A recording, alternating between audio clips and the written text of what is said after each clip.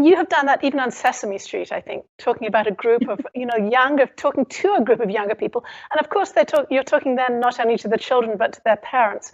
Tell us about how you create a message that fits both of those two groups in a way that feels safe for parents to vaccinate their children.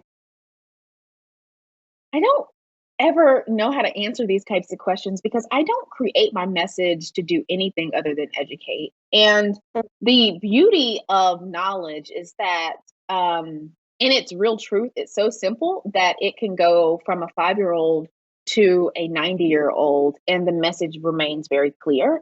I will say that Sesame Street actually was probably a dream gig for me. I used to love Sesame Street. And so I would probably do that like every weekend if I were called to do that. And also, I really love kids. Kids are interesting in the way that they answer questions because they come with a level of truth in themselves. Kids oftentimes have done their own research, not in the way that you think about it from, a social media perspective, but they've they're not just asking me, but they've asked their parents and their school nurses and their teachers the same questions that they're asking me. And so when they come to me, it feels like I am really just telling them what they've already know, and I'm just kind of stamping it for them in that moment. And that's how Sesame Street felt for me.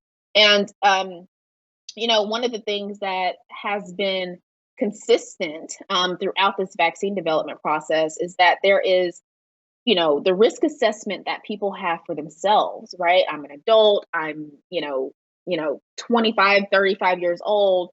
Okay, sure. I'll get the vaccine. I'll get the vaccine. What if I do have, chills for a day? That's fine. But my child, the risk assessment for my child might be just a little bit different. There is some level of tenderness that comes with that decision from a parent standpoint. And so having children speak up for themselves in the same way that my nieces and nephews did around, they were just adamant about getting the vaccine helped. And I wanted the children that do go to their dinner table and ask for the vaccine to have the same type of knowledge that any one of us at 35 or 36-year-old would have.